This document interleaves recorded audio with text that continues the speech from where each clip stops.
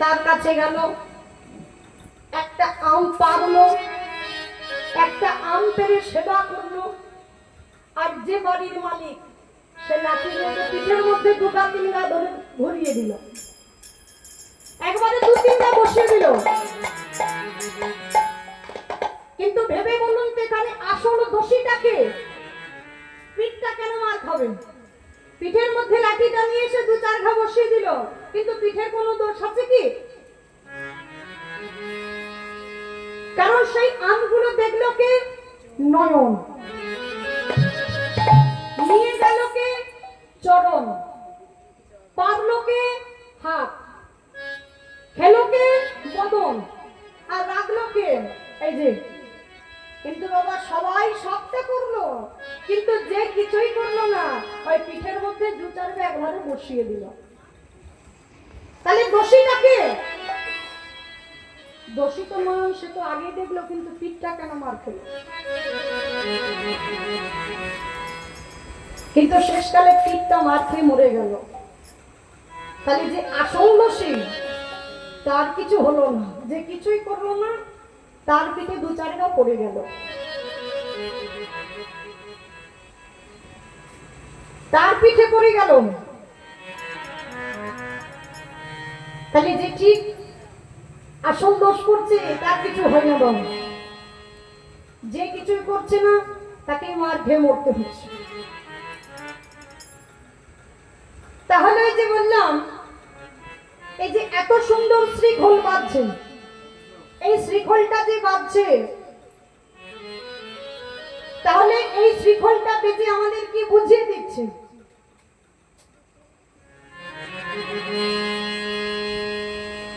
আমাদের এই যে শ্রীখোলটা বাজছে,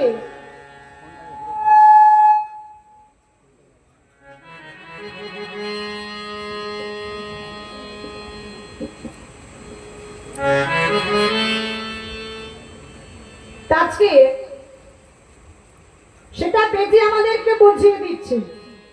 কি বলছে জানেন? আজকে এটা বাজিয়ে আমাদের এই সবাইকে শুধু একটাই কথা বলছে, কারণ আমরা এই সংসারের মধ্যে এলাম, আমরা সংসারের মধ্যে এসেছি। তাহলে আমরা যে এলাম, যে কর্মটা করতে এলাম, সেই কর্মটা করতে এসে আমরা ভুলে গেলাম, কিন্তু এই শ্রীখোল বাজে আজকে আমাদের বুঝিয়ে দিচ্ছে। কি বলছে? তাকে ধিক, তাকে ধিক। কি বলছে? তাকে ধিক। কি বলছে? তাকে ধিক। কেন ধিক দিচ্ছে? কাদেরকে দিচ্ছে? আহা খুলবে যে বলে তাকে ধিক, আহা খুলবে যে বলে তাকে ধিক। তাহলে খোলটা বাজছে, বলটা বুঝিয়ে দিচ্ছে, আমাদের ধিক দিচ্ছে। কাদেরকে ধিক দিচ্ছে? ধিকটা দিচ্ছে কাদেরকে? আহা খুলবে যে বলে তাকে ধিক।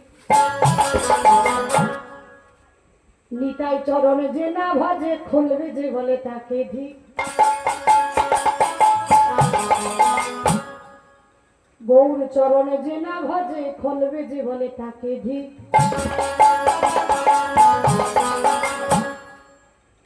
নিতাই চরণে যে না ভাজে, খুলবে যে বলে তাকে ধিক। তাকে ধিক মানে তাদেরকে একবার ধিক্কার জানাচ্ছে। বলে ধিক কেন? কারণ যার জন্য সুন্দর মানব দেহ নিয়ে এলে, তার সব কথা ভুলে গিয়ে শুধু ওই সংসারের মধ্যে আর আমার করতে করতে তোমরা ব্যস্ত হয়ে পড়লে। তাই তোমরা যার জন্য সংসারের মধ্যে এসে কৃষ্ণ নামটা ভুলে তোমরা বসে আছো। তোমরা কৃষ্ণ নামটা ভুলে বসে আছো, কৃষ্ণ নাম করছো না। কিন্তু বাবা যে হবে প্রকৃত ভক্ত, যে কৃষ্ণ নাম হরিনাম করবে, হরিনাম গাইবে, তার জীবনে যত দুঃখ যত কষ্ট আসুক না কেন, সে কিন্তু কোনোদিন কৃষ্ণ নাম থেকে সরিয়ে আসবে না। যে কৃষ্ণকে ভালোবাসে, যে তার নাম করবে, সে কিন্তু কোনোদিন তাকে ভুলে যাবে না বাবা। জীবনে যত দুঃখই আসুক, যত কষ্টই আসুক, নালে ভেবে বলো তাকে কত কিছু পরীক্ষা দিতে হলো, সবটাই পরীক্ষা দিতে হলো, কিন্তু তাকে তার কিচ্ছু হলো না। কেন? কারণ সে জানে আমার কাছে কেউ আসুক নাই থাকুক, আমার প্রভু ঠিক আমার সঙ্গে আছে। আমার প্রভু তো আমার সঙ্গে আছে, তাই আমার কোনো ভয় নেই। তাহলে কৃষ্ণ নাম হরি নাম গাইছে সর্বদা, কিন্তু বাবা বলছে কৃষ্ণ নাম গাইলে তোর হবে কি? হরি নামটা তুই ভুলে যা, কৃষ্ণ নাম গাইতে হবে না। বলে বাবা কৃষ্ণকে যে আমি বড় ভালোবাসি, হরি নামটা আমি বড় ভালোবাসি, হরি নাম ছাড়া আমি থাকতে পারি না। বলে না, হরি নামটা তোমায় ভুলে যেতে হবে। তাহলে যাকে বললো হরি নামটা ভুলে যেতে হবে, সেই ভক্তকে, সেই ভক্ত আর কেউ নয়, যার নাম হলো প্রহ্লাদ, যার নাম হলো প্রহ্লাদ। তাহলে বাবা মনে মনে চিন্তা করছে কৃষ্ণ নাম হরি নাম তো ছাড়ছেই না। আজকে বাবা গুরুদেবের কাছে গিয়ে বলছে আপনার একটা দায়িত্ব রইল, কাল প্রভাতে যখন আমার সন্তান আসবে আপনি কৃষ্ণ নামটা ভুলিয়ে দেবেন।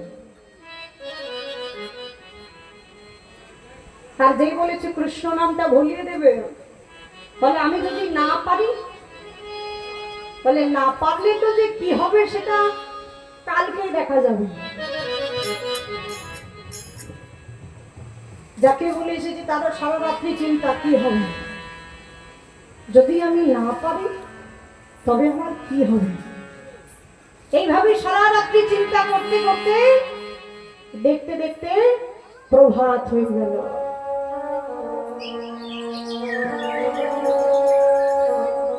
দেখতে দেখতে যেই প্রভাত হলো, আজকে গুরুদেবের ঘুমটা খুব তাড়াতাড়ি ভেঙে গেছে। মনের মধ্যে ভয় তো আছে, মনে মনে চিন্তা করছে আমি যদি না পারি, আমি যদি না পারি আজকে হবে কি তাহলে। আর এইভাবে যেই চিন্তা করছে, এদিকে প্রহ্লাদও কিন্তু ঘুম থেকে উঠেছে, তাড়াতাড়ি করে স্নান করে সবকিছু করে নিয়ে আজকে চলে যাচ্ছে গুরুদেবের কাছে। আর গুরুদেবের কাছে গিয়ে যেই দাঁড়িয়েছি, গুরুদেব বলছে প্রহ্লাদ এসেছিস? হ্যাঁ গুরুদেব আমি এসেছি, আমি এসেছি।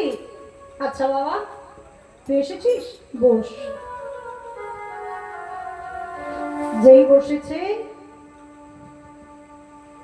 বলছে আজকে তো এসেছিস বাবা, তাই আমি তোকে যা যা বলবো, যা যা পড়াবো তুই মন দিয়ে সব শুনে আমায় বলবি। হ্যাঁ বাবা ঠিক আছে, শুনবি মন দিয়ে কিন্তু। হ্যাঁ গুরুদেব আপনি বলুন না, আমি সব শুনবো। তাই বলছি আজকে প্রথম তো, তাই আজকে যখন প্রথম এসেছিস তোকে আমি বেশি কিছু বলবো না, মানে আস্তে আস্তে আস্তে আস্তে করে আমি এগিয়ে যাব। কিন্তু আজকে প্রথম যখন এসেছিস 1 থেকে 10 পর্যন্ত পড়ব। আর যেই বলেছে ঠিক আছে গুরুদেব আপনি পড়ান, আজকে পড়িয়েছে, পড়ানোর পূর্ব